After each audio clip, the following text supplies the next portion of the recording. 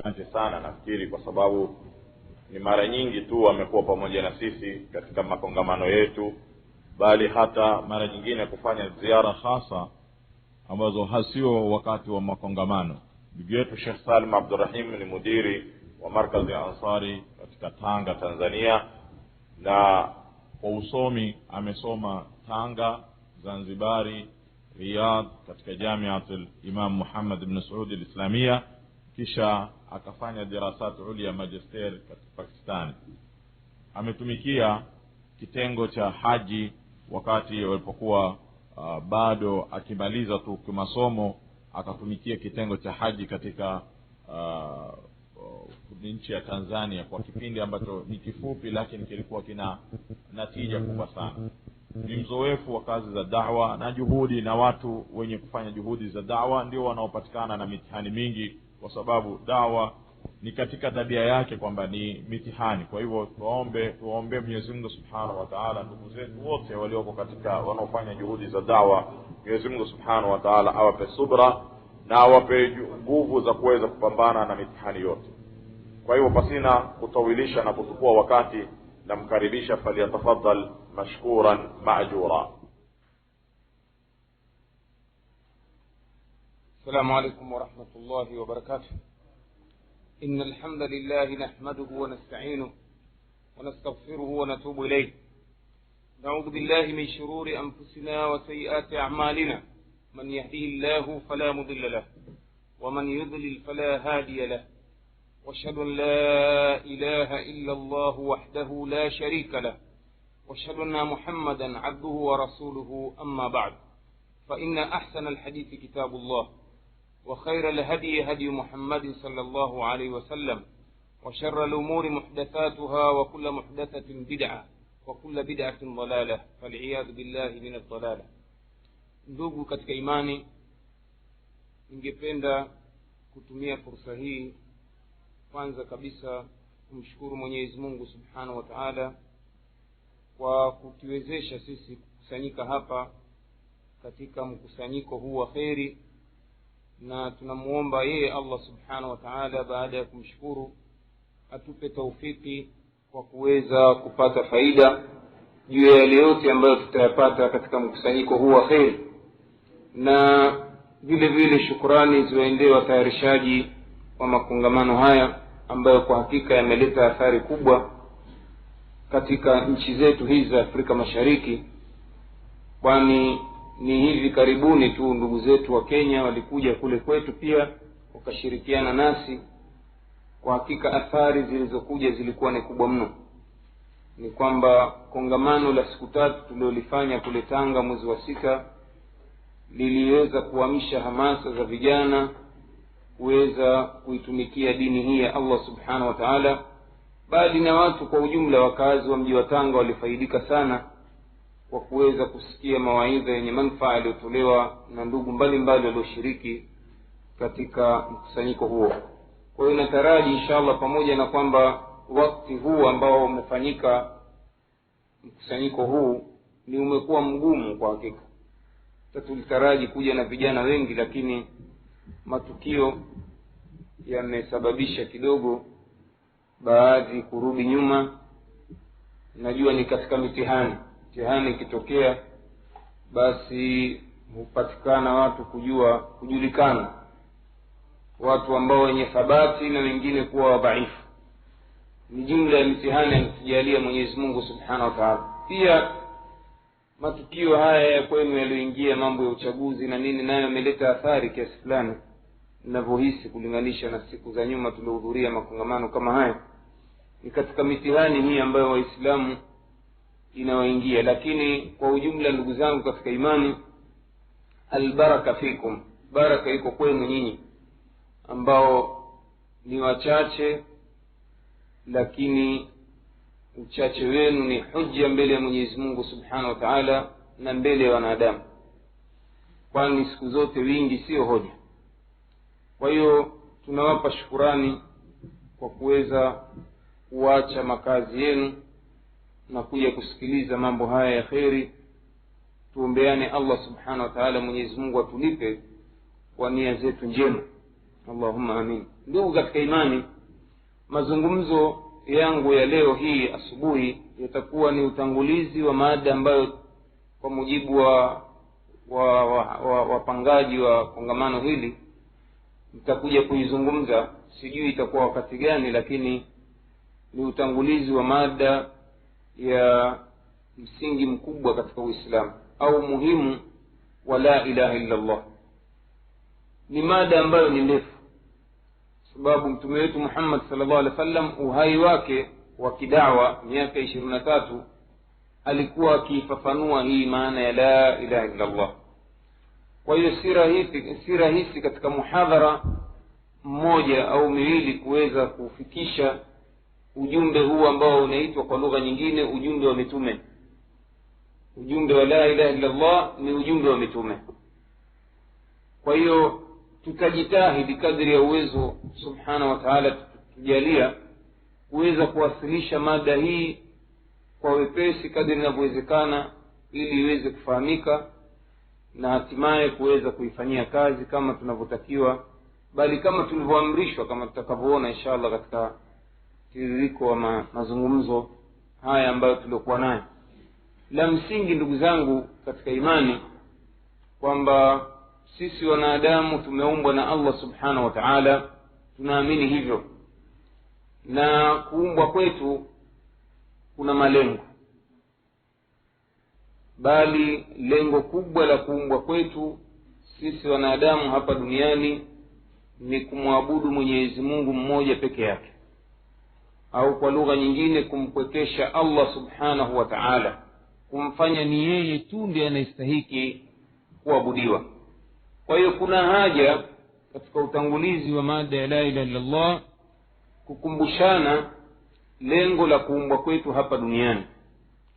Kwa ujumla, Mwenyezi Mungu subhanahu wa ta'ala katika suratul Mu'minun aya 115 anabainisha juu ya, au anaanza kutoa ishara juu ya lengo la kuumbwa kwetu pale aliposema afahasibtum annama khalaqnakum abatha wa annakum ilayna la turja'un, hivi nyinyi mnadhani tumewaombeni kwa mchezo tu bila malengo, na kwamba nyinyi kwetu sisi hamtorejeshwa?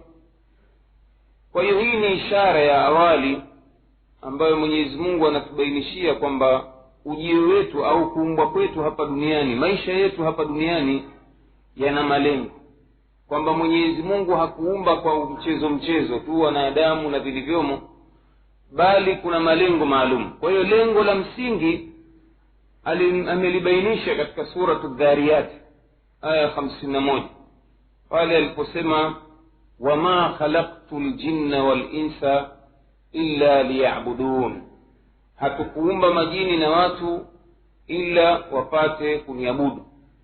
Kwa hiyo inaonekana hapa Mwenyezi Mungu anabainisha bayana wazi katika sura ya wazi kabisa kwamba lengo la kuumbwa mwanadamu hapa duniani ni kumwabudu Mwenyezi Mungu mmoja peke yake.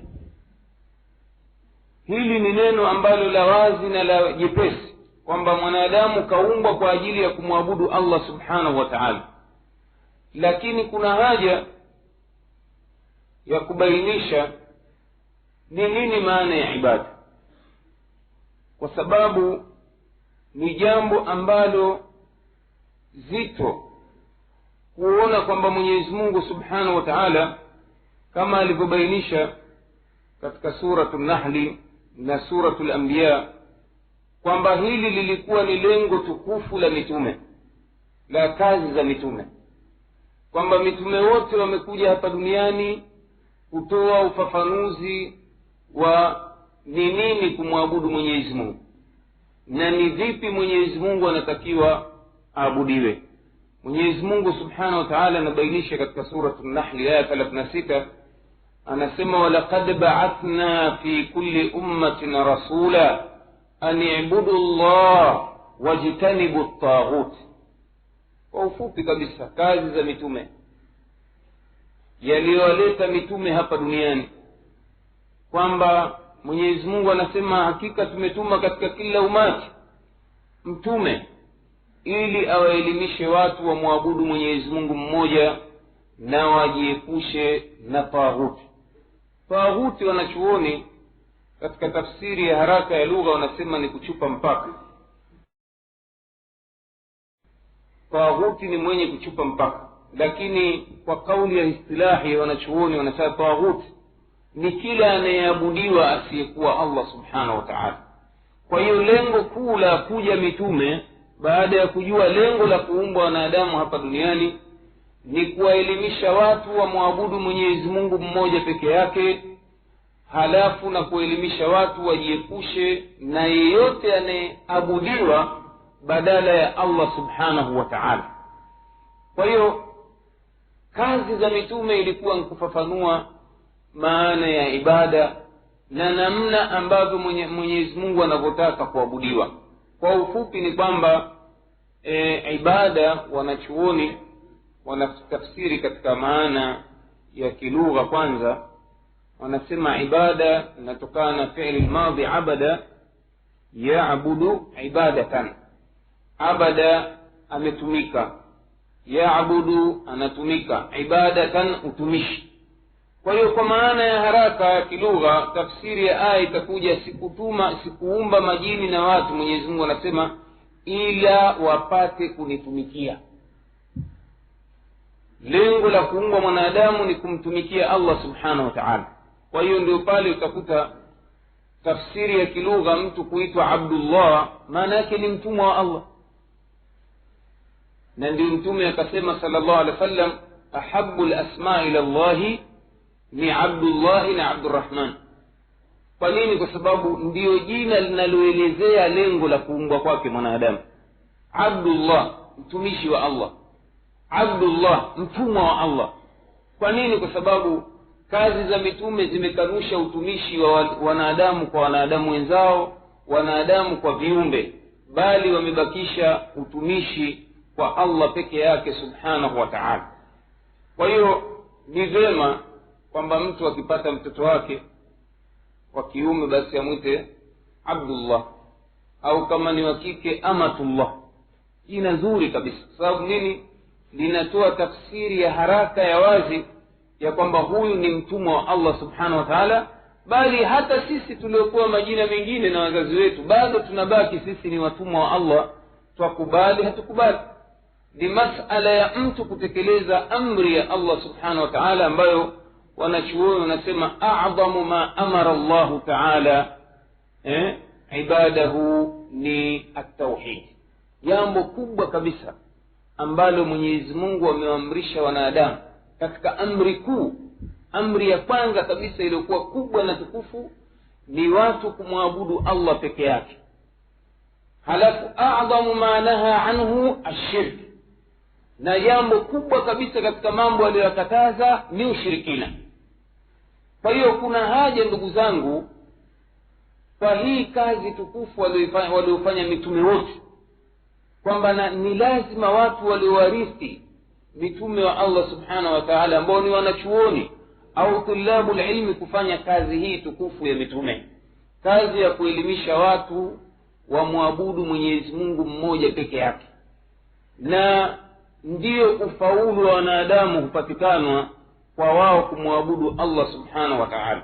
Angalia mfano katika suratul Nur aya 55, Mwenyezi Mungu subhanahu wa ta'ala anatoa ahadi kwa waumini pale aliposema wa'ada Allahu alladhina amanu minkum wa 'amilus salihat la yastakhlifannahum fil ardi kama istakhlafa alladhina min qablihim wa la yumakkinanna lahum dinahum alladhi irtada lahum wa la yubaddilannahum min ba'di khawfihim amna. Mwisho anafatimisha aya anasema ya'budunani la yushrikuna bi shay'a. Mwenyezi Mungu anatoa ahadi kwa wale ambao wameamini na kutenda matendo mema, atawajalia kuwa ni makhalifa katika ardhi hii, mabwana watawala katika ardhi hii, na atawamakinishia dini yao, ataipa nguvu dini yao ambayo ndio aliyoiridhia. Halafu atawaondolea hofu walizokuwa nazo. Ni watu gani hao? Ni wale ambao wananiabudu mimi tu na hawanishirikishi na chochote. Kwa hiyo hii inaonyesha kwamba moja ya asbabu nasri ndio inatajwa katika aya hii. Sababu za ushindi ni kumwabudu Mwenyezi Mungu mmoja peke yake na kuacha kumshirikisha na yeyote au kumfanya Mwenyezi Mungu kuwa na mwenza katika ibada.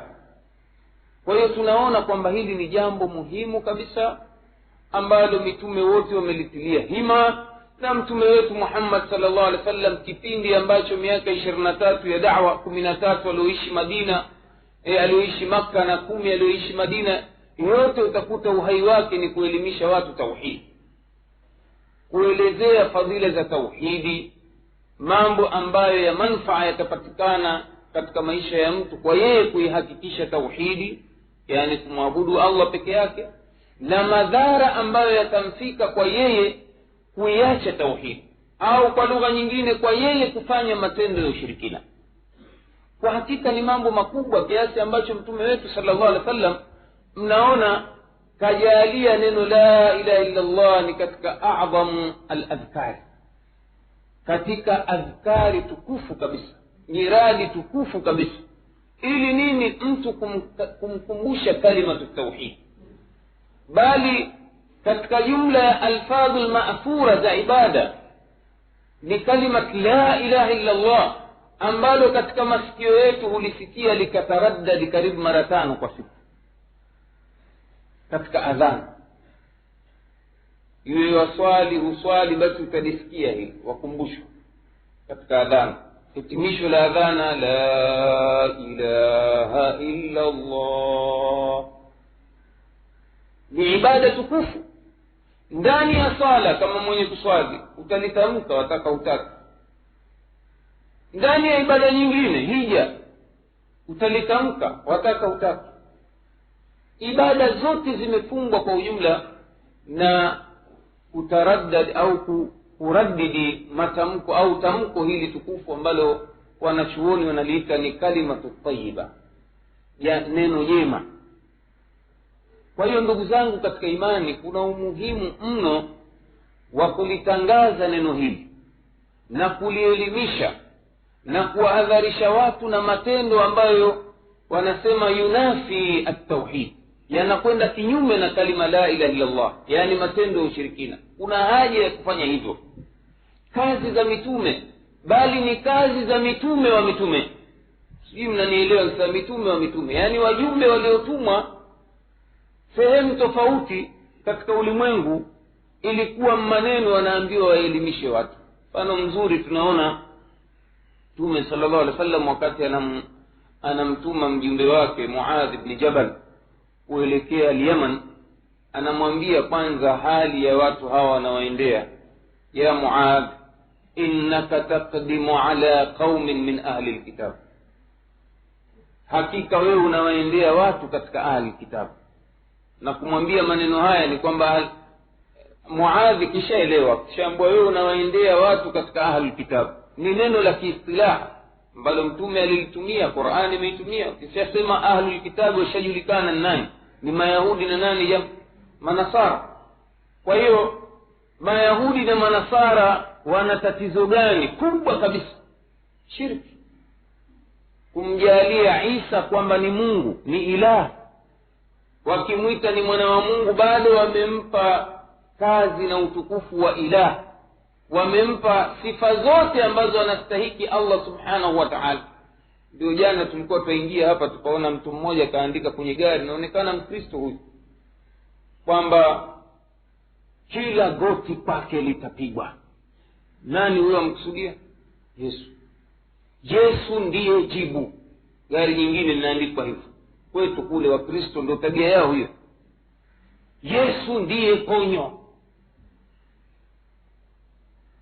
Yesu ndiye sijui kinga, Yesu ndiye hivi. Zile kazi za Allah zote ambazo walikuwa stahiki kufanywa yeye Allah peke yake wamempa nani? Isa ibn Maryam. Kisa nini? Kazaliwa bila ya nani? Bila baba. Kwa hiyo mtume anamwambia Muadh, innaka taqdimu ala qaumin min ahli alkitab falyakun awwal ma tad'uuhum ilayhi shahadat an la ilaha illa Allah, au katika riwaya nyingine an yuwahhidu Allah, liwe neno la kwanza kabisa ambalo utawaambia hawa watu washirikina hawa ni la ilaha illa Allah. Au riwaya imekuja nyingine, wampwekeshe Mwenyezi Mungu katika ibada, awe ni yeye peke yake ndiye anayestahili kuabudiwa. Halafu akamwambia wakilijua hilo, wakishalikubali, basi fa'alimuhum anna Allah qad iftarada alayhim 5 salawati. Wakishalijua hilo somo la la ilaha illa Allah, ndio waelimishe kwamba Mwenyezi Mungu amewafaradhishia sala 5. Halafu akaendelea kumweleza, wakilijua hilo waambie kwamba Mwenyezi Mungu amewafaradhishia sadaka, kwa maana ya zaka, ambazo zichukuliwe kutoka kwa matajiri wao na kupewa mafakiri wao.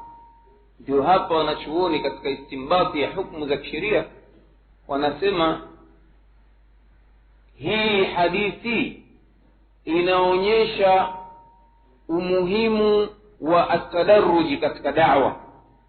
Atadarruj ni kulipeleka jambo kulingana na hali ya watu. Mahala ambapo utakuta watu wanafanya matendo ya ushirikina, basi jambo la kwanza waelimishe umuhimu wa tauhidi na madhara ya ushirikina mpaka wayajue. Wakishayajua hayo, ndio waelezee mambo mengine ya misingi katika misingi mikubwa ya dini, swala na mengineyo. Lakini haiwi kuwa ni hikma katika da'wa. Unawakuta watu ni washirikina, wanaabudu mizimu, wanaabudu masanamu, wanaabudu hawa za nafsi zao, wanaabudu mawe, mapango, miti. Wewe umekazania wafundisha swala, namna ya kuswali, wakati huyo anayemswalia hawamjui, hawamtambui. Wakati Mwenyezi Mungu anasema fasalli li rabbika wanhar, swali kwa ajili ya Mola wako, chinja kwa ajili ya Mola wako. Kwa hiyo mtu hajui umuhimu wa kuswali kwa ajili ya Mola wake, unakwenda kumwelezea habari ya swala kwamba ukitaka kuswali basi chukua tahara, baada ya kuchukua tahara elekea kibla, lete takbira ihramu, weka mikono yako kifuani, soma dua al-istiftahi na nini. Kweli ni muhimu, swala imaduddin, swala ni nguzo katika dini, lakini nguzo kuu au nguzo mama tutasema katika lugha nyingine ni mtu kuikubali kwanza la ilaha illa Allah, kwamba hapana apasaye kuabudiwa kwa haki, iwe ni ibada ya swala au ibada nyingine, isipokuwa ni Allah peke yake. Kwa hiyo ndio tunaona mitume wa mitume kazi zao wakienda maeneo ya washirikina, jambo la kwanza kabisa kuelimisha watu tauhidi, kuwafundisha watu la ilaha illa Allah. Ndio pale twasema maneno haya pengine kwa wenzenu waliohudhuria wanakuwa wayasikia kila siku, mwisho huchosho. Shekhe naye kila siku la ilaha illa Allah, kila siku maana tauhidi, kila siku shirki. Hapana, ndiyo kazi za mitume na mitume wa mitume. Kwa hiyo mtu yeyote ambaye amefikishiwa na ujumbe huu na akauelewa, anawajibika yeye kuutangaza kwanza nyumbani kwake. Wa andhir ashiratakal aqrabina, watangazia jamaa zako wa karibu ujumbe huu. Ndio pale unaona Mtume sallallahu alaihi wasallam alipoteremshiwa aya hii, akawaita watu wake kwa majina sasa na kuwaelezea kwamba mimi sina dhamana ya nafsi zenu jamaa, kila mmoja aiangalie nafsi yake. Ya Fatima binta Muhammad, salini min mali ma shi'ti, niombe chochote unachotaka katika mali yangu utakupa.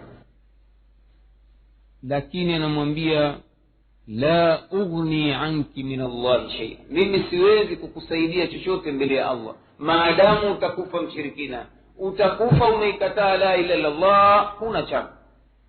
Ndio pale kutokana na umuhimu wa kalima hii, Mtume sallallahu alaihi wasallam alipokuwa ammi yake anakaribia kukata roho, akaona amfikishie ujumbe, wakati huo bado hajasilimu. ya ammi qul la ilaha illa Allah, ewe ammi yangu sema la ilaha illa Allah. Angalia hatari ya kusuhubiana na watu wa shari, hatari ya kusuhubiana na watu wa shari. Abu Jahli yuko pembeni pale kitandani, wakati mwenzio yuko katika maradhi ya mauti, aambiwa na mtoto wa ammi yake Mtume Muhammad sallallahu alaihi wasallam, ya ammi qul la ilaha illa Allah. Yule bwana amwambia, we unataka kuacha mila za babu yetu? Yani kana kama kumwambia kwamba usiseme haya maneno, nakwambia Muhammad, endelea kubaki na maneno ambayo tumerithi kwa mababu zetu ya kuabudu miungu zaidi ya mmoja. Kwa hiyo yule bwana, pamoja na kwamba mtume ameradidi hili neno, kumuomba, kumtaraji, ya ammi qul la ilaha illa Allah, mwisho ya yote akakata roho katika kulikataa neno hili. Ala millati Abdul Muttalib, kafa na mila ya Abdul Muttalib.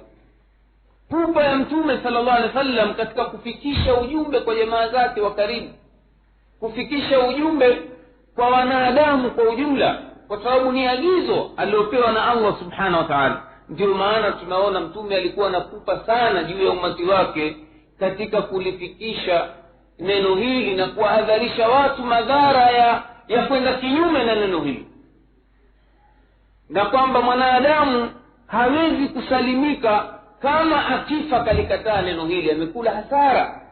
inna Allaha la yaghfiru an yushraka bihi wa yaghfiru ma duna dhalika liman yasha, hakika Mwenyezi Mungu hasamehe dhambi za mwenye kumshirikisha, lakini anasamehe madhambi mengine kwa mtakaye. Ndio pale alipomwambia sallallahu alaihi wasallam katika hadithi iliyopokewa na Imam Muslim, mwambia Abu Dharr, kumbainishia katika fadhila za tauhid, man qala la ilaha illa Allah dakhala aljanna, mwenye kusema la ilaha illa Allah ataingia peponi. Riwaya nyingine, man qala fi akhir hayatihi la ilaha illa, atakayesema mwisho wa uhai wake la ilaha illa Allah ataingia peponi. Abu Dharr akashangazwa na maneno haya, akamwambia mtume sallallahu alaihi wasallam, wa in saraka wa in zana ya Rasulullah, hata kama alizini alipokuwa duniani, alikuwa mwizi alipokuwa duniani, basi kwa kusema yeye tamko ila la ilaha illallah ataingia peponi. Mtume akamwambia, wa in zana wa in saraka, hata kama alizini na kuiba. Madhambi makubwa haya jamaa, kuzini, kuiba, kulewa ni katika kabairi al-ithm, lakini fadhila ya la ilaha illallah itamsamehesha majidhambi yake yote, hatimaye ataingia peponi. Awe ameadhibiwa kama tunavyoitakidi Ahlus Sunna wal Jamaa kwamba mtu anaweza akaadhibiwa kwa madhambi yake makubwa, kwa uzinzi, ulevi, kuacha kufanya ibada, aweza akaadhibiwa, lakini hatima yake ni kwamba atatolewa motoni kuingia peponi, imma kwa shafaa ya mtume sallallahu, kwa maombezi ya mtume sallallahu alaihi wasallam, au kwa fadhila za Mwenyezi Mungu subhanahu wa ta'ala kwa waja wake walioitamka neno hili, wakatolewa kuingizwa peponi. Ni kwamba hakuna atakayedumu motoni kwa yeye kuwa ameondoka duniani na la ilaha illallah. Ndio pale mtume kubainisha, wewe fanya madhambi makubwa kiasi gani, lakini maadamu umekufa na tamko la tauhidi hili, basi hadithi zinasema Mwenyezi Mungu atakusamehe mfano wa madhambi yako kama vile dunia na yaliyomo. Zini wewe na wanawake milioni 1, lewa lita milioni 10, sijui kama utabaki duniani. Unaona iba mali za Amerika yote, bali hizo zaweza zikawa halali, sio mali za Waislamu. Unaona hatimaye maadamu umekufa na la ilaha illallah, basi utaingia peponi. Ni neno lina fadhila kubwa. Hapa hatukusudia kuchambua sana fadhila za huenda tukajagusia tena katika kuelezea baadhi ya aina za tauhidi ambazo watu wameziacha, na baadhi ya matendo ya ushirikina ambayo leo yameimarika katika nafsi zetu na katika miji yetu. Tutakuja yazungumza wakati mwingine, lakini hapa ndugu zangu ni ufafanuzi wa neno ibada. Yaabudunani ay yuwahidunani, waniabudu mimi tu, yani wananipwekesha mimi tu katika ibada. Ndio tafsiri yake hii. Lima yuhibbuhu Allah wa yarda min al-aqwali wal a'mali adh-dhahira wal batina. Ibada ni ismun jami', ni jina lenye kukusanya kila analolipenda Mwenyezi Mungu na kuliridhia katika kauli na matendo yetu tunayofanya ya dhahiri na ya siri. Tendo lolote la ibada ambalo tunalifanya sisi Mwenyezi Mungu analiridhia, basi linaitwa ni ibada. Kila tendo analoliridhia Allah subhanahu wa ta'ala.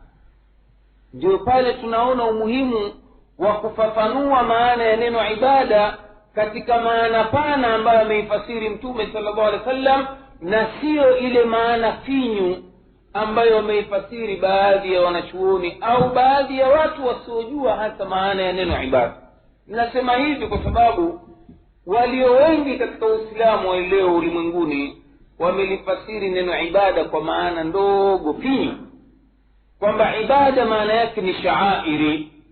Kisema sha'airi, yani yale mambo ambayo yanadhihirika wazi kufanywa kwamba haya sasa ndio ibada. Kwa mfano swala, funga, saumu, hija. Unaona, ni mambo ambayo yanaonekana dhahiri ni mambo ya ibada yale. Kwa hiyo watu wameyachukulia walio wengi kwamba haya tu ndio ibada, na hii tafsiri imekuja baada ya ima watu kutoelewa Waislamu au kupotoshwa maana ya ibada na makafiri, na Waislamu wakalikubali neno hili. Ndio kule kwetu ukiangalia mpaka kwenye katiba za jamhuri hizi, constitution, hata hii yenu ya Kenya, kwa sababu zote hizi za Kiingereza wamekuja kubadilisha maneno, kuwahadaa watu wa makafiri, wakaweza wakaamini maneno haya kwamba ibada. Utakuta kwenye constitution ya Tanzania wameeleza wazi kwamba Mtanzania ana uhuru wa kuabudu anachotaka. Hata Kenya nafikiri imo kwenye constitution yenu kwamba mna uhuru wa kuabudu, au sivyo? Lakini haya maneno haya yamekuja kwa ile tafsiri ile finyu, unaona, ile narrow translation ambayo wameikusudia wao, kwamba ibada ni swala, funga, hija, zaka. Ndio maana sema Mkenya ana uhuru wa kuabudu anavyotaka. Lakini ile tafsiri aliyoikubali Mwenyezi Mungu, ambayo ndio aliyowapa mitume, kwamba ni ismun jami', ni jina lenye kukusanya kila analolipenda Mwenyezi Mungu na kuliridhia, hii hawaikubali. Kwa sababu lau kama ikiwa tutaikubali au tutakwenda sambamba na tafsiri hii, maana ya maneno haya, Mkenya ana uhuru wa kuabudu, kwa maana ana uhuru wa kuanzisha mahakama zake za kisheria na kumkata mwizi mkono. Inawezekana hilo Kenya? Kwa nini? Kwa sababu kumkata mwizi mkono katika ibada, kumpiga bakora mzinifu katika ibada, ni amri. Kwa hiyo kama ni amri, inaonyesha hili jambo Mungu analiridhia jambo, au sivyo? Wasariqu wasariqa faqta'u aydiyahuma jazaan bima kasaba nakalan min Allah. Anasema mwizi mwanamume anapoiba na mwizi ana mwanamke anapoiba, ikateni mikono yao. Hii ndiyo adhabu inayotoka kwa Mwenyezi Mungu Subhanahu wa Ta'ala. Kwa hiyo maadamu ni amri, inaonyesha kwamba kwa tafsiri ya neno ibada ni jambo Mungu alipenda na kuliridhia. Na kweli, kwa nini Mwenyezi Mungu alipenda? Kwa sababu ndiyo dawa peke yake aliyoiweka Mwenyezi Mungu ya kuondoa wizi. Ndio maana ikawa anairidhia ibada hii. Kwa hiyo tendo lile la amri, faqta'u aydiyahuma, kateni mikono yao, ni ibada. Kwa hiyo tukija tena kwenye desturi, katiba ya Jamhuri ya Muungano ya Tanzania, katiba ya Kenya, mna uhuru wa kuabudu, kwa maana mna uhuru wa kuanzisha mahakama za kisheria, kuwakata wezi mikono, kuwapiga bakora wazinifu kwa sababu ni amri, au sivyo? zaniyatu wazani fajlidu kulla wahidin minhuma 100 jalda. mzinifu mwanamke akizini, mzinifu mwanamume akizini kama hawajaoa, tafsiri ya aya hii, wapigeni bakora 100. wala ta'khudhukum bihima ra'fatun fi dinillah, wala isiwapelekee kupata kufanya huruma juu ya adhabu yake hii katika dini ya Mwenyezi Mungu. Kwa hiyo ni sehemu ya dini, kutekeleza ibada hii ni sehemu ya dini. Kwa hiyo yale maneno wanaotuambia watu wa siasa kwamba mtu ana uhuru wa kufuata dini anayotaka, mtu ana uhuru wa kuabudu, maneno ya urongo, hayana ukweli. Kwa nini? Ndipo Waislamu wasema, haya sasa tufuateni dini, haya sasa tumkateni mwizi mkono. Rungu la dola litasimama juu yako, uende ukamkate mwizi mkono. Ni kesi ya jinai hiyo jama.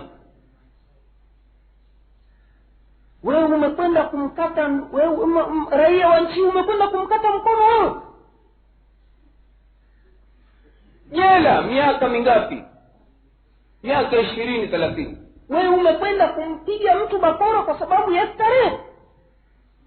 Watu wamefanya kitendo kwa kuridhia, basi hakuna zinaa ukwetu. Kwa mujibu wa kanuni na sheria za nchi zetu, hili neno zina wala halimu kwenye sheria, halimu kabisa. Kwa nini? Kwa sababu zina kwa mtazamo wa dini ni mwanamume ajnabi kumuingilia mwanamke ajnabia, tayari panapatikana ushahidi zinaa hilo. Kwa hiyo ima apigwe bakora au auliwe, kama ni mtu muhsan auliwe. Kwa hiyo hii ni ibada kwetu sisi kutekeleza mambo haya, lakini iwe mtu kazini nchi hii au huko kwetu kakaa na mwanamke ajnabia, wakatongozana, wakaridhiana, wakapanga loji, hoteli, wakafanya kitendo, wanaita kitendo cha ndoa kule kwetu. Weke heshima hiyo, ulitaji zina sasa kitendo cha ndoa akakifanya kile kwa mujibu wa katiba na sheria za nchi ni halali. Sasa wewe uende ukakute watu na starehe yao, mwapige bakora vijana, bakora 100 nyinyi mmeweka kadhi wenu wa mji au mtaa, bakora 100 hadharani, utafungwa wewe miaka si chini ya 10. Kwa nini? Umeingilia uhuru wa mtu, starehe za mtu. Kwani wewe hawa watu si wameridhiana bwana? Taambiwa hivi wamekubaliana. Kwa hiyo hakuna neno zinaa kabisa katika sheria za nani hii. Neno lililoko ni kubaka, kurefu, kwamba umemfanya mwanamke kitendo cha nguvu bila hiari yake. Iwe ni mtoto mdogo utapata adhabu kali sana, au kama ni mwanamke ambaye ni mwenye heshima yake, ukenda ukamvamia wewe popote alipo ukamfanya kitendo cha ndoa, ndio hapo ni kosa kubwa kabisa, utafungwa miaka 30-40. Lakini kama ameridhia mwenyewe, dali, unaingiliaje wewe maneno ya watu? Kwa hiyo yale maneno wanayosema watu wa siasa na kanuni zetu za nchi ni hadaa kubwa imeletwa kwa Waislamu, na bahati mbaya Waislamu wanataradadi maneno haya kwamba sisi tuna uhuru wa kuabudu bwana, sisi tunaswali, tunafunga, sisi tunaenda kuhiji. Sasa mwataka nini nyinyi bwana? Msiingilie mambo ya siasa bwana. Hapana bwana, kama siasa zamridhisha Allah subhanahu wa ta'ala ni ibada kwetu sisi. Hili tendo lenyewe la ndoa hili likifanyika kwa njia ya halali, Mtume sallallahu alaihi wasallam kalibainisha ni ibada. Angalia Mtume alipokuwa anaelezea mlolongo wa matendo ya ibada kwa Waislamu, akawaambia mfano, anawaambia wa antalqa akhaka biwajhi talqin sadaqa, kukutana na ndugu yako kwa uso mkunjufu nayo sadaka. Ibada hiyo. Sadaka si lazima uwe na majipesa watoa mahela yako na watoa. Kama nilofa huna mapesa, basi wewe mkunjulie uso ndugu yako Muislamu. Je, Sheikh vipi hali zaidi wewe? Fungua meno yako tu basi tayari sadaka umetoa. Mara nyingine mshinda huyo aliyetoa shilingi 1000 haikutoka katika moyo. Toa moyoni sadaka hii mfano. Kukutana na ndugu yako ukamkunjulia uso. Sadaka. Mtume sallallahu alaihi wasallam kaelimisha hilo, kuelezea mlolongo wa ibada ziko nyingi sana aujuhul khairi ziko nyingi anazoziridhia Allah subhanahu wa ta'ala. Ndio pale akawaambia katika kuelezea maneno, halafu akawaambia wa fi bud'i ahadikum sadaqa, na katika majitupu yenu pia mna sadaka. Wakashangaa kama mnavyoshangaa baadhi. Anawaambia ya Rasulullah, anamwambia ya Rasulullah, yani mtu amwendee ahli yake kimatamanio, halafu pia awe na sadaka ayatoa, iwe ni sadaka, apata thawabu kwa maana hiyo? Akamwambia naam. Mwaonaje, nielezeni, kama ikiwa mmoja wenu atamwendea mwanamke katika njia ya haramu, akamwaga shahawa yake na mani yake mahala ambapo hapastahili, je, hapati dhambi? Sema naam, hapata dhambi. Sasa kwa nini huku asipate thawabu? Kwa hiyo maana ya ibada ni pana mno.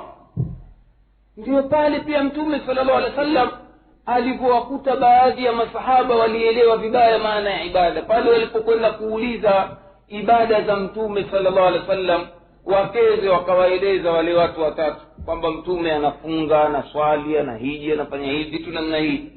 Wale mabwana kabla hata kuondoka pale nyumbani, walipopewa majawabu, wakaanza kunyongesha ibada za Mtume.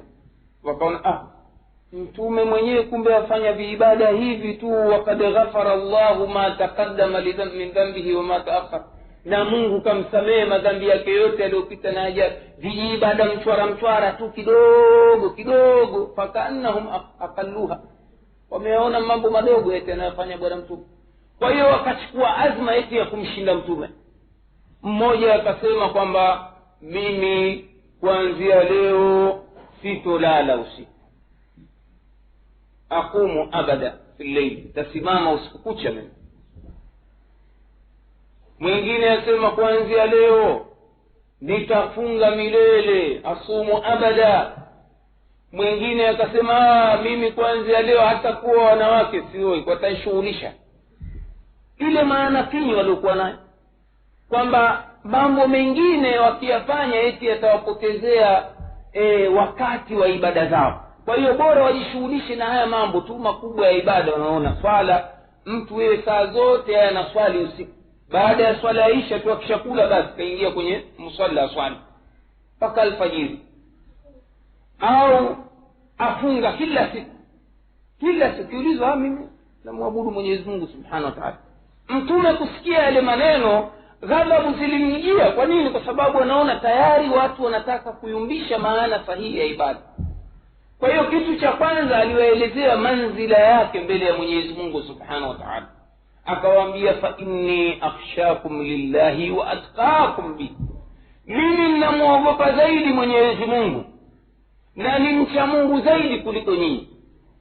Lakini mimi jamaa, ninasimama baadhi ya usiku na ninalala, mimi ninawaendea wake zangu, mimi ninaoa wanawake. Kwa hiyo akawaambia kalima maarufu, akawaambia faman raghiba an sunnati falaysa minni, yeyote ambaye atakwenda kinyume na mwenendo wangu huu basi si katika mimi. Kwa hiyo Mtume sallallahu alaihi wasallam anawabainishia kwamba kama alivyowabainishia baadhi ya masahaba pia waliona kwamba wafunge kila siku, wasimame usiku kucha. Akawaambia hapana bwana, wa inna lijasadika alayka haq, na kiwiliwili nacho kina haki juu yako bwana, kinataka kupumzika. Kulala nako ni ibada, jambo la kumridhisha Allah Subhanahu wa Ta'ala. Wa inna liahlika alayka haq, na mkeo naye ana haki. Kuna bwana mmoja alikuwa kamtupa kabisa mkewe katika masahaba, mutabahdila, kakaa hana, kavaa nguo chakavu, kavaa nguo, kakaa katika kiwiliwili ambacho chaonyesha kana vile kijakazi cha nyumbani chenye kufanya kazi tu basi kumpikia mwanamume. Haonyeshi dalili ya urembo, uzuri wa kumvutia mumewe. Hata rafiki yake sahaba huyo Salman al-Farisi kaingia nyumbani, akamuona mwanamke katika hali ile, akamuuliza, una nini wewe mama? Asema, ndugu yako huyo ndio alivyonifanya mimi, ndio kanifanya niwe katika hali hii. kwa maana nyingine hanitamani wala hanitaki, hasa nijitie manukato ya kazi gani na urembo mimi. Twaweza kaa mfano, hakuyasema maneno lakini sasa mfano kama tumekaa miezi 6 hajangusa huyu, nivae vizuri vya kazi gani, nijitie uturi wa kazi gani? Maana mwanamke atajitia manukato, anajua leo atakutana na mlewe wa starehe kufurahishana, lakini mwanamke ana hakika mwanamume hamgusi kabisa. Faida yake ni ataingia jikoni mekoni apike na masizi yake na nini, hana time ya kuoga wala kujifanyaje. Kwa hiyo mwanamke huyo alikuwa katika hali hiyo.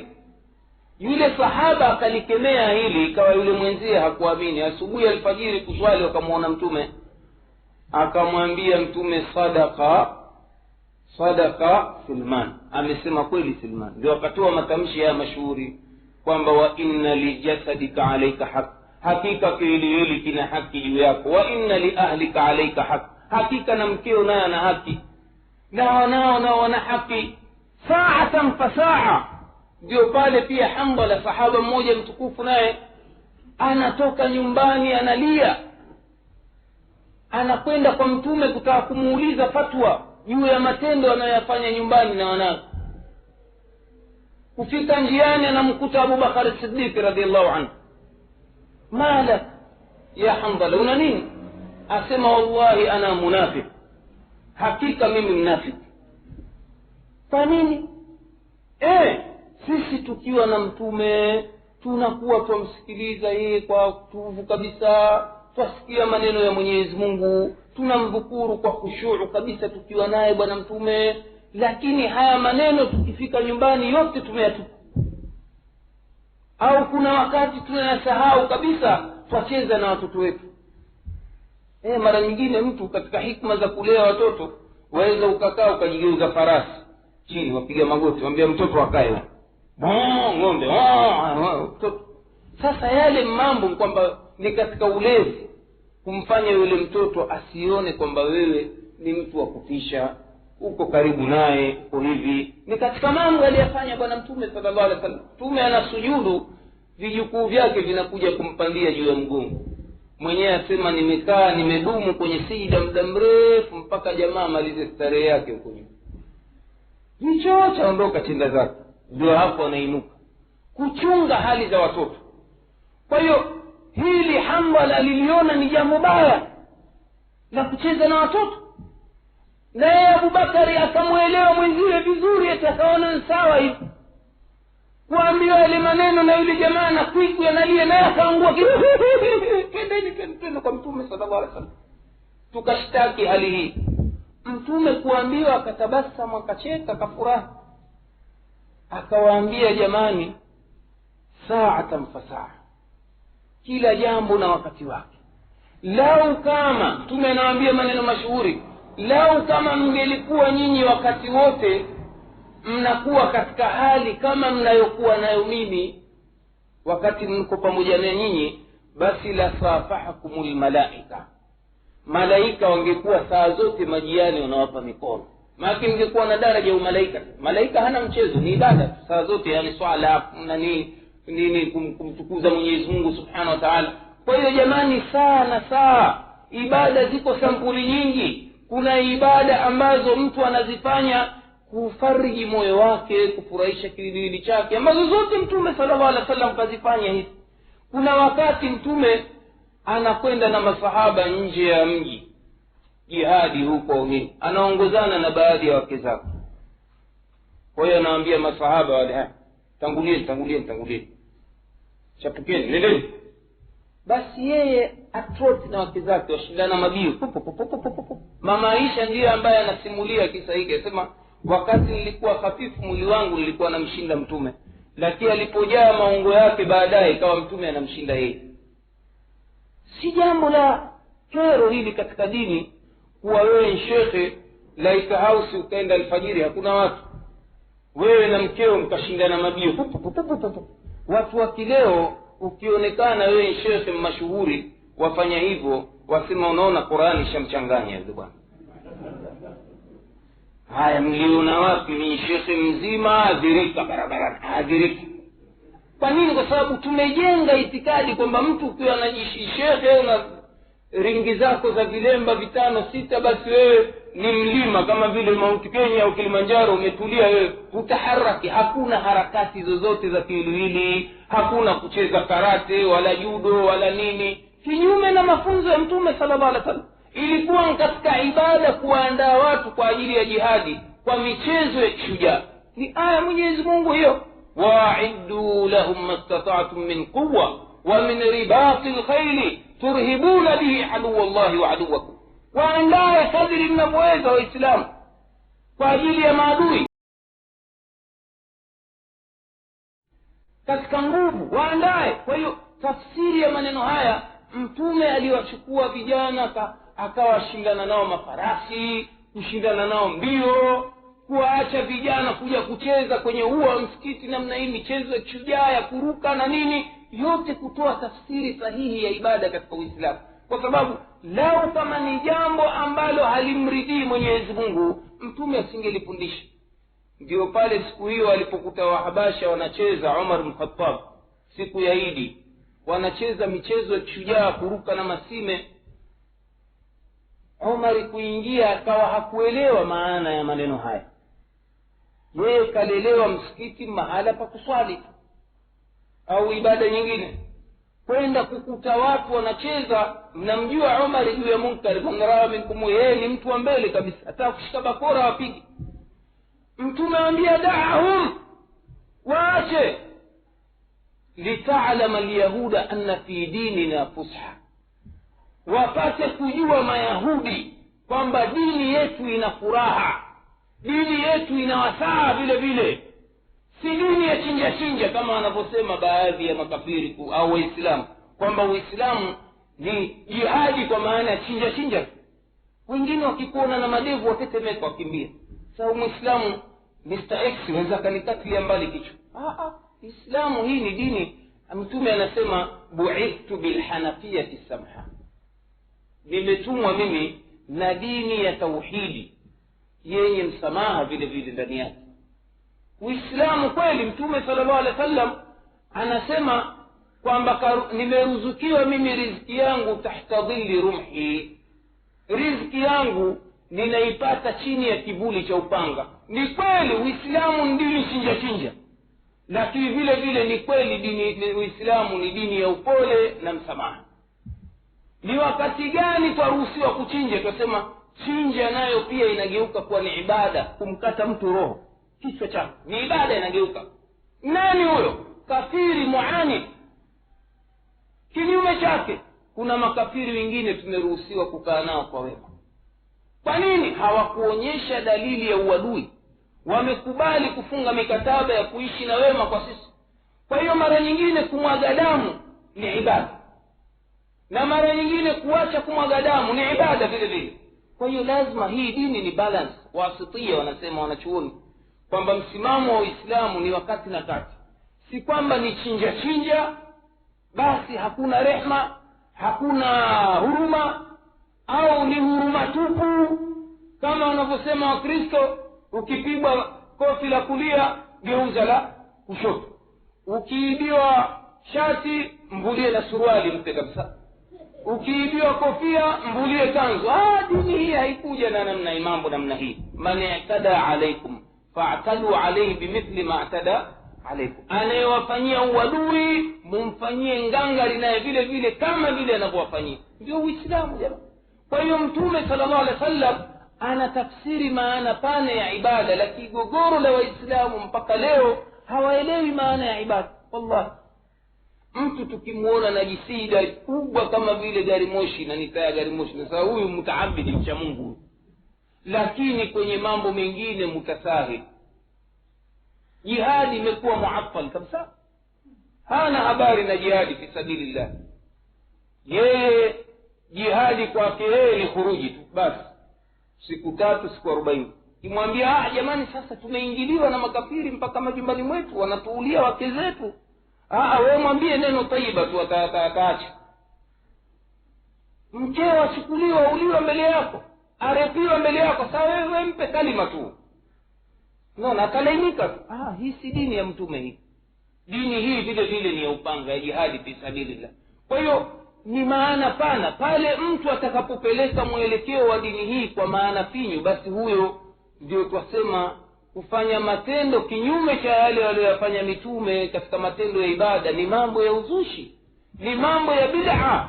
Kwa nini? Kwa sababu mtume anasema man ahdatha fi amrina hadha ma laysa minhu fahuwa rad, yoyote mwenye kuzua jambo ambalo liko kinyume au liko nje ya jambo letu hili la dini, basi atarejeshiwa nalo.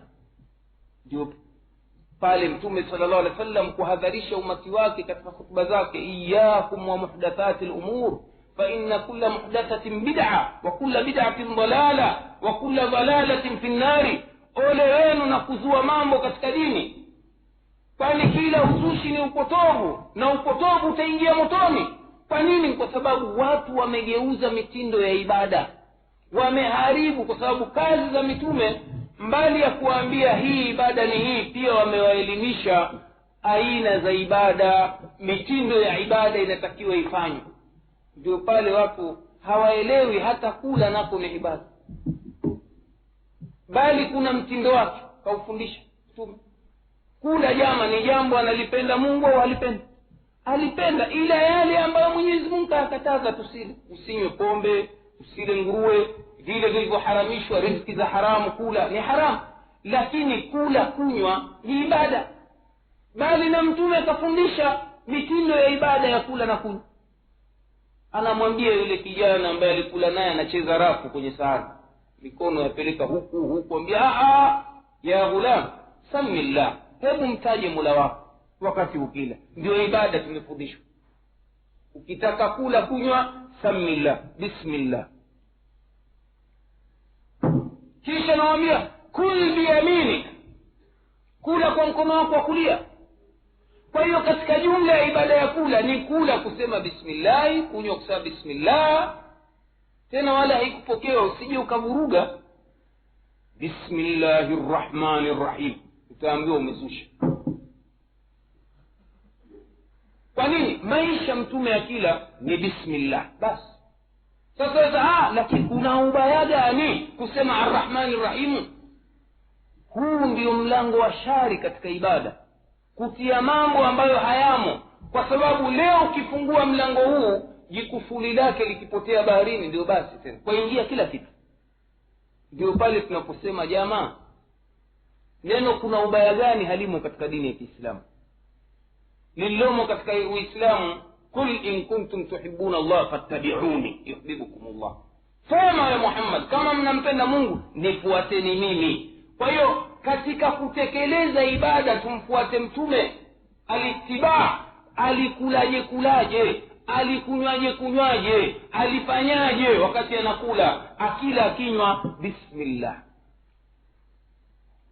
Kisema, lakini kisema bismillahirrahmanirrahim, kuna ubaya gani wakati sura zote kwenye Qur'ani zimefunguliwa na bismillahirrahmanirrahim? Na sisi tutakwambia haya, kuna ubaya gani ukawa unaadhini unasema Allahu ta'ala akbar, Allahu ta'ala akbar? Kuna ubaya gani? Toa jawabu. Utatoa jawabu? Ta'ala ina ubaya jamaa? Kwa hiyo yafaa tutie sana. Kwanza leo muadhini wetu atie, kuna ubaya gani? Ndio jawabu hilo jamaa. Kuna ubaya. Kwa nini? Kwa sababu katika masharti ya kukubaliwa ibada, wanachuoni wanasema masharti mawili. Ikhlasi, ufanye kwa ajili ya Allah. Sharti la pili almutabaa, kumfuata bwana mtume. Kwa hiyo tutakuuliza wewe, unakula kwa mkono wa kushoto kwa agizo gani la bwana mtume? Kinyume chake mtume amekataza. Kwa hiyo maadamu amekataza, ni haramu katika ibada hii wewe kula kwa mkono wa kushoto. Kwa nini? Anamwambia mtu alikuwa na mkono wa kushoto anakula, anamwambia la taakul bishimali, la taakulu bishimali, usile kwa mkono wa kushoto. Kwa hiyo kuna katazo hapa. Tena akaeleza sababu, fa inna shaytana anaambia kul biyaminik, kwani shaytani hali kwa mkono wa kulia. Fa inna shaytana yaakulu bishimali, hakika shaytani anakula na mkono wa kushoto.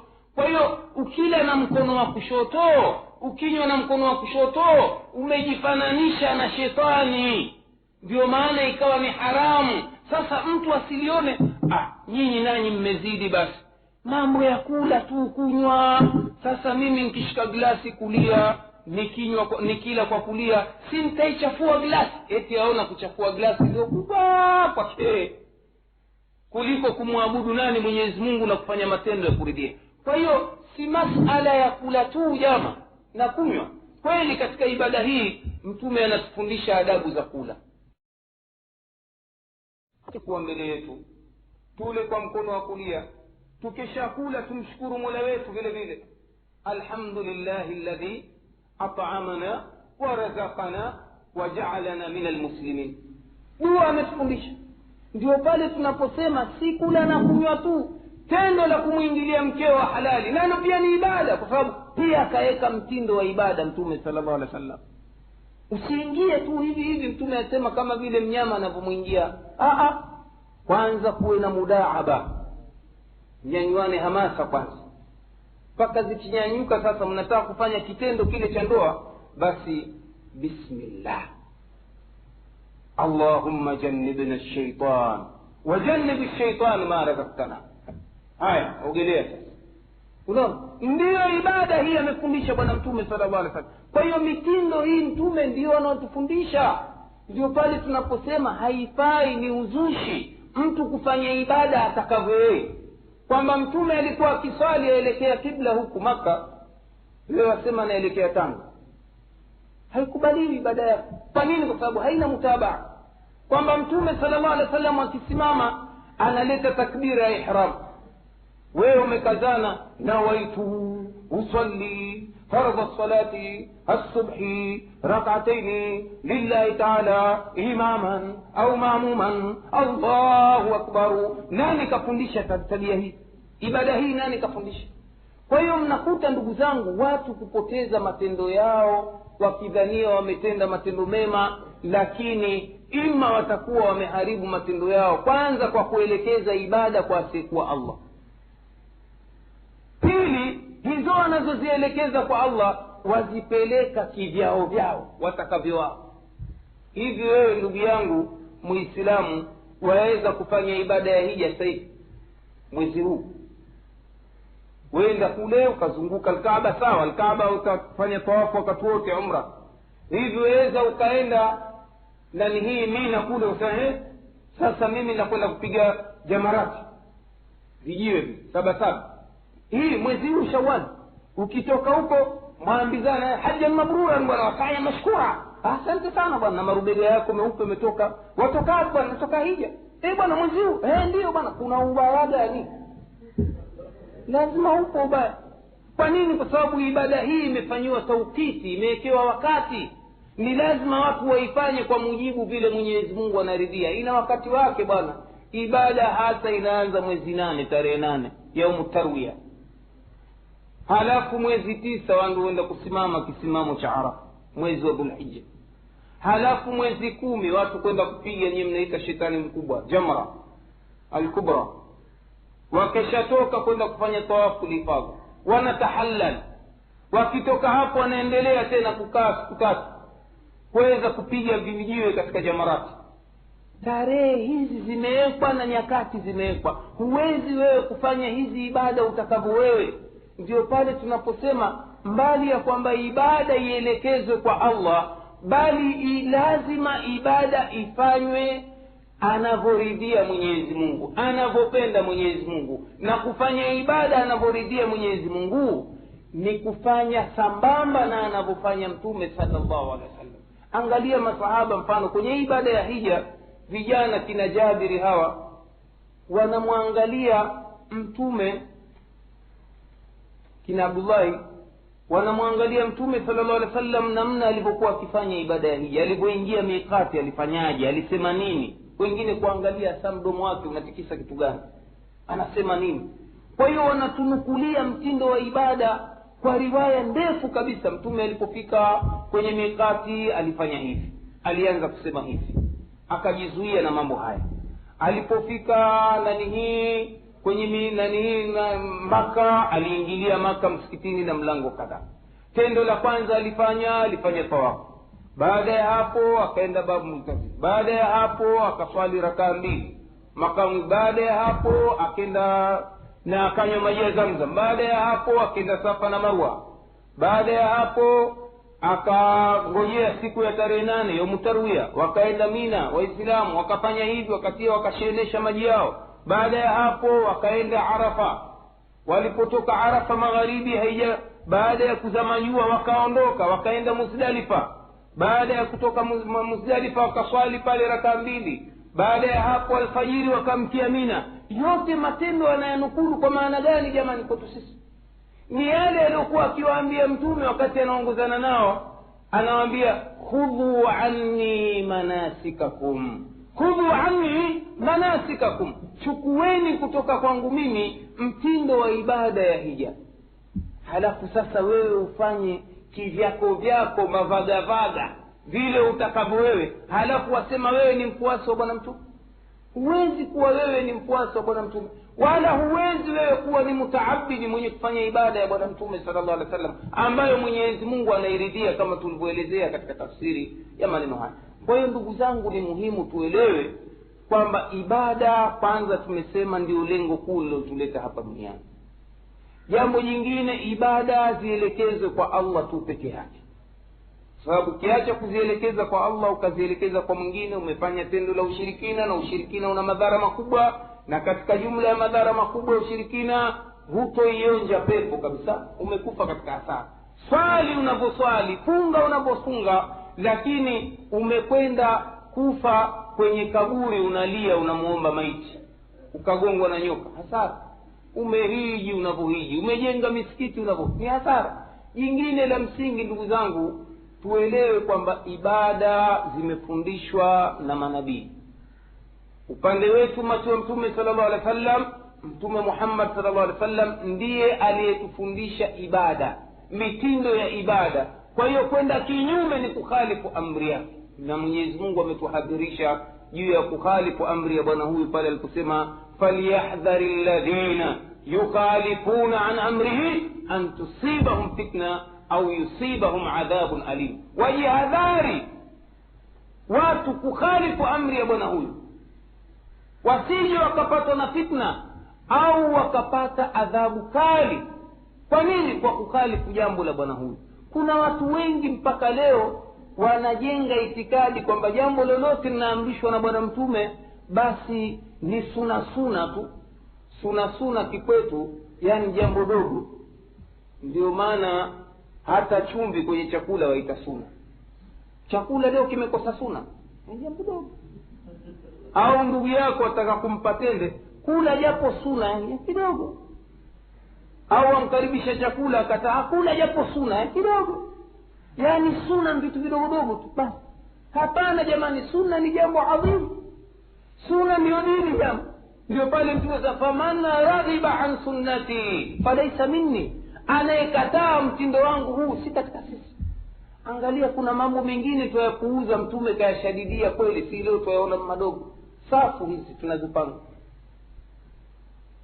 mtume alikuwa kabla ya kuswalisha akiwaambia, unaona, tarasu, unganisheni safu zenu, fala takhtalif wala takhtalif fatakhtalifa qulubakum, msikhtilafiane zikakhtilafiana nyoyo zenu.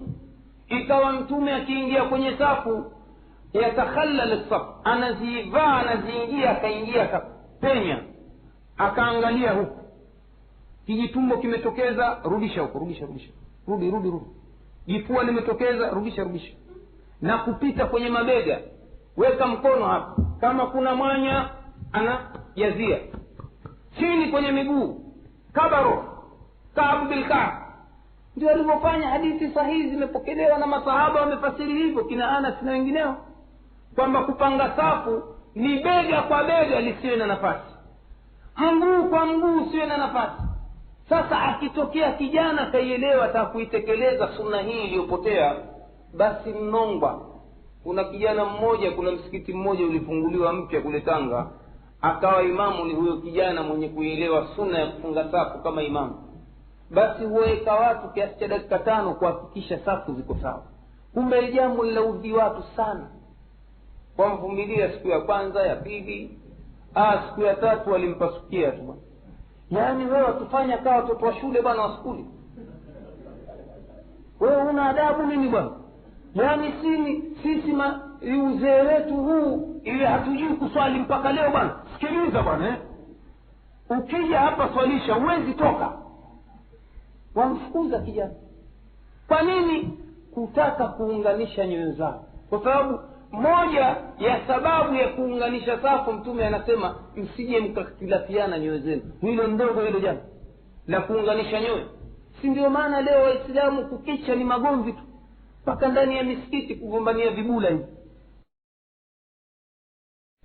Ndani ya misikiti ya Waislamu magurupu chungu nzima. Kuna maimamu karibu 3, swala za jamaa mara nyingine 3 zafungwa kwenye msikiti mmoja.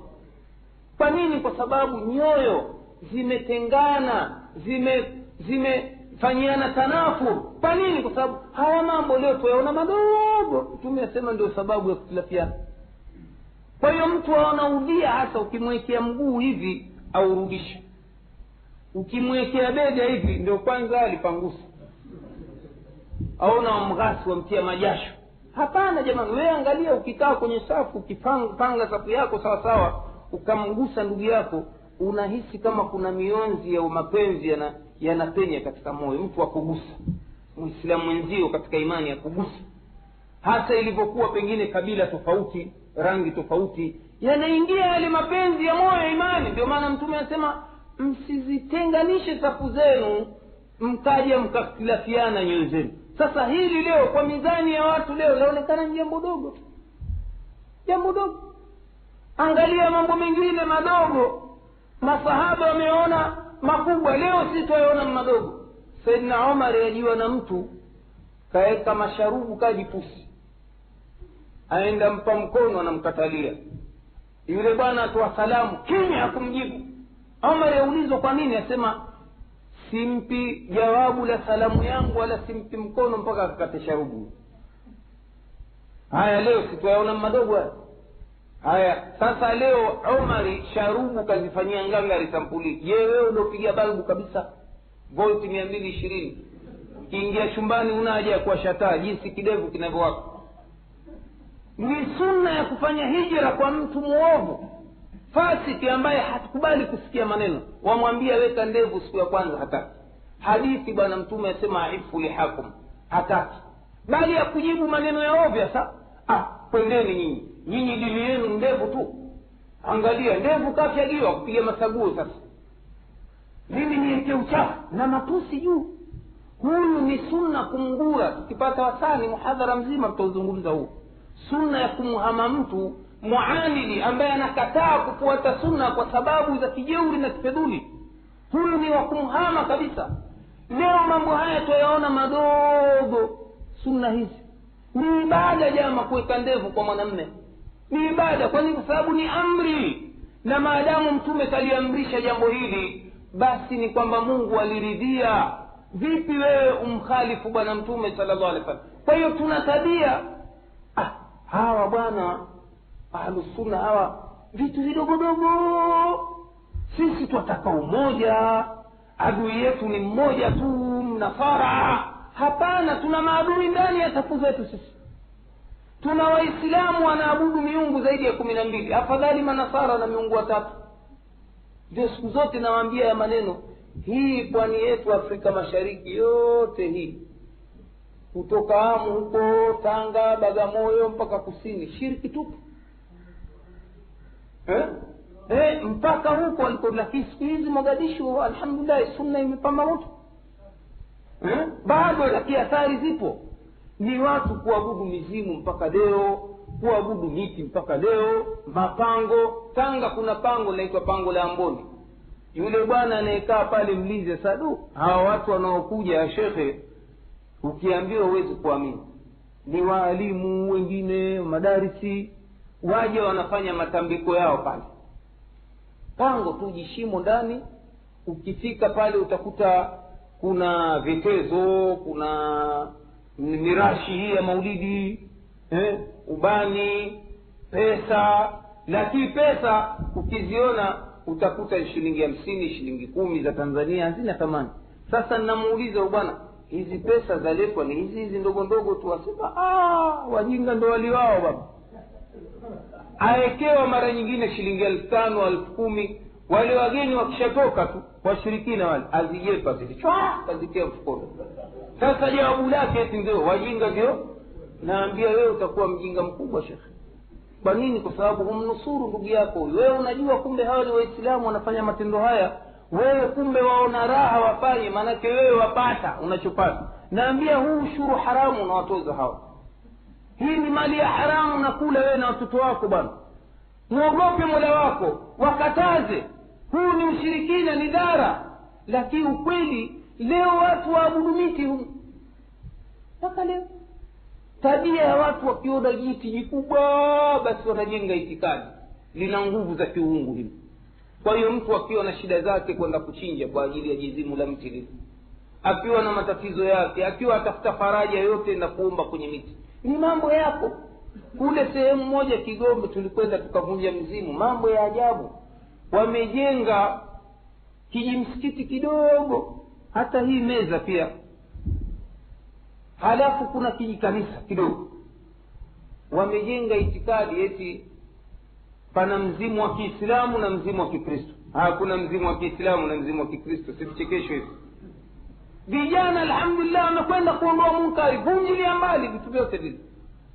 Nauliza kwa nini mmeka? Halafu kuna nyumba ndogo ya msonge ya Kimasai, wasema huu mzimu wa Kiislamu, huu wa Kikristo, na huu ni watu wasioabudu, yaani si Waislamu wala Wakristo kama vile wa Masai. Mizimu iko wa Kiislamu, wa Kikristo. Naambia hamchi Mola wenu nini? Kuna mzimu wa Kiislamu katika dini ya Kiislamu. Vijana wakavunjilia mbali vitu vyote hivi, lakini ukweli ni mambo ambayo tunaishi nayo. Wengine wale hawana makaburi ya masharifu kama kwenu, yamejaa tele makaburi ya masharifu. Kule watu wenda kwenye makaburi ya mababa zao tu. Mtu akiuguliwa na mwanawe kwenda kulia kaburini kwa babu yake, anaamini, anajenga itikadi kwamba babu kaudhiwa, hajafanyiwa ziara kaburini, akapelekewa sadaka siku nyingi. Kwa hiyo maudhi ya babu kaburini yamepelekea mtoto kapata maradhi ya degedege, maradhi gani. Kwa hiyo ili kumuondosha hayo makasiriko yake, wende wakachinje kwa jina la babu. Haya babu, mjukuu huyo kaja huyu, mriche mwanao, mriche mwache huyu bwana, kafanyani huyu, mriche nani mjukuu huyu. Watu wachinja kwa ajili ya nini? Kumridhisha yule nani hii ambayo wengine si masharifu, mababu. Kwa nini? Kwa sababu ni mambo ambayo yamerithiwa kutoka kwa vizazi vya ushirikina ambavyo aslan vilikuwa havipo vitu kama hivi. Kwa hiyo ndugu zangu, tukukariri maneno kwamba ibada ili ikubaliwe ni lazima itekeleze matendo mawili au mambo mawili. Kwanza, ifanywe kwa ajili ya Allah subhanahu wa ta'ala. Pili, iende sambamba na aliyokuja nayo bwana Mtume sallallahu alaihi wasallam. Kwa hiyo tendo laweza likawa limekosa moja ya masharti haya mawili, basi linakwenda arijojo, au yote mawili ikawa hakuna, ndio basi halikubaliwi. Kweli unaswali lillahi, unaswali kwa ajili ya Allah, lakini mtindo wa ibada unaofanya ni wako sio wa bwana Mtume.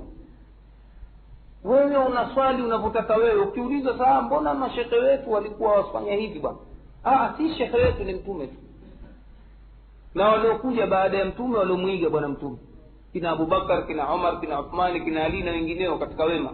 Lakini mbona mababu zetu? Wewe una babu kuliko Mtume Muhammad sallallahu alaihi wasallam, una babu kuliko Abubakar. Kwa hiyo huyo ndio kiegezo chako wewe Muislamu. Ndio pale twasema matendo hayakubaliwi ila yawe yamefanywa kwa ajili ya Allah. Ndio pale Mwenyezi Mungu mfano kwenye sala, fasalli li rabbika wanhar, sali kwa ajili ya Mola wako na chinja kwa ajili ya Mola wako. Au aya inayozungumzia hija, wa atimmu alhajja wal umrata lillahi, timiza hija na umra kwa ajili ya nani? Allah subhanahu wa ta'ala. Vile vile nyingine, swali kama anavyoswali Mtume, ni agizo hilo pia la bwana Mtume, sallu kama raaitumuni usalli, swalini kama mlivyoniona mimi nikiswali. vile vile fanyeni ibada kama mnavyoniona mimi fanya ibada ya hija. Mtume anasema katika hadithi sahihi, khudhu anni manasikakum, chukueni kutoka kwangu mimi mtindo wa ibada ya hija. Kwa hiyo ibada zote ziwe ndogo twaziona mkubwa, ni lazima zipate maigizo kutoka kwa nani ndugu zangu? Kutoka kwa Mtume sallallahu alaihi wasallam. Kosa kuzidhalilisha baadhi ya ibada, kusema hizi ndogo hizi nkubwa. Jambo likishakuwa na makemeo jama ndani yake, basi nkubwa. Ukiliacha wanachuoni wanasema mkabairul ithm. Watu leo wanaburuza makanzu, waburuza masuruali, wamegeuka wafyagizi wa manispaa mabarabarani wasaidia bila mshahara. Kwa nini? Kwa sababu leo njepesi swala la ukienda kwa fundi akupima suruali, teremsha nipandisha mpaka chini igote, tayari umejifananisha na mwanamke bwana. Ndio wale vijana wa Uganda wanaelezea sema mtu akiingia msikitini ana suruali la kuburuta jikanzu, amweka safu ya nyuma kule. Kwa nini? Kajifananisha na mwanamke. Kwa sababu wanawake ndio musbilina musbilati katika sheria ya Kiislamu. Wanawake ndio ambao wanatakiwa waburuze magauni yao. Ndio mama Ummu Salama alipokuwa akimsikia Mtume akawaambia Waislamu wapandishe nguo zao, akawa anawaambia na sisi ya Rasulullah tufanyeje na nguo zetu hizi chini? Akawaambia teremsheni shubiri moja kutoka kwenye kindi. Haya, mwanamke akiteremsha shubiri moja mguu wake unaonekana jamaa. Lakini pia wanawake wacha Mungu walikuwa wana hofu. Anasema mama Ummu Salama, idhan tankashifu aqdamana ya Rasulullah, hivyo basi miguu yetu itaonekana. Shubiri nzima wamepewa, anasema miguu yetu itaonekana. Akawaambia teremsheni dhiraa nzima, msizidishi. Haya jamani, mwanamke ateremshe gauni dhiraa nzima, utaona kitu gani? Hata akae kama vile mtu wa yoga, akunje miguu hivi huoni chochote. Lakini kweli ukiteremsha shubiri, mwanamke akinyanyua mguu wake juu ya mguu wake utaonekana. Ndio waliliogopa wanawake wa masahaba. Sasa iwe wewe mwanamme sasa uenda kuvaa majisuruali sampuli hiyo, tukuiteje sisi? Wenzio wakikupigia miruzi njiani usikasiriki. Na ndio alivyofanya Umari. Kamuona mtu mmoja kijana kaburuza nguo, akamkemea kwa makemeo makali. Anamwambia ahaidun ant, wewe ni mwanamke, ni mwenye kutokwa na hedhi wewe? Kwa nini? Mbona wafanana na mwanamke? Kwa hiyo tusilione jambo dogo hili jamani, mtu kawa buruza kanzu waingia msikitini watoka mambo mepesi. Hapana, sheria inakuangalia wewe kwa sura nyingine. Kwa hiyo mtazamo wa kidini, mtu akakwambia wewe khaniti, usikasirike. Kwa nini? Kwa sababu neno khaniti kwa sheria ya Kiislamu ni mtu kujifananisha na mwanamke. Ule Tanga tuliwaambia wapiga ngoma makhaniti wakaja juu kule, kweli si mchezo. Maana Kiarabu huyo atutukana namna hii, atuambie makhaniti. Kwa nini? Kwa sababu wamefasiri Kiswahili khaniti mafuulu mtengwa. Kumbe Kiarabu khaniti ni mtu yeyote anajifananisha na mwanamke. Yes, kwa lolote. Ukivaa gauni wewe mwanamume waitwa khaniti kwa sheria ya Kiislamu. Sasa Ibn Taymiyyah amenukulu maneno ya wema waliotangulia, asema walikuwa wakiwaita wapiga ngoma makhanit. Kasema haya kwenye fatawa. Sasa mimi siku moja nikayanukulu haya katika mhadhara wangu wa ngoma, uharamu wa ngoma. Nikasema mbali ya kwamba mtu mpiga ngoma afanya haramu, kwa mtazamo wa dini anaitwa khaniti. Na haya kasema Ibn Taymiyyah wakiwa wengi makhanit. Allahu akbar. Kiyama kilisimama. Niliitwa polisi kwa regional commissioner. Unaona kwa nini? Kaambia jamani, haya mambo ni ya kielimu. Mtu anayetaka aje tumuonyeshe vitabu.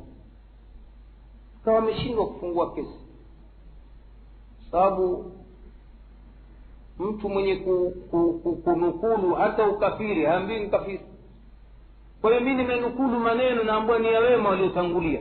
Kweli Mungu akatia baraka katika maneno yale. Wallahi kulikuwa na klabu ya ngoma iko karibu, mabwana wanaokuja Tanga waijua, ilikufa ile ngoma kabisa.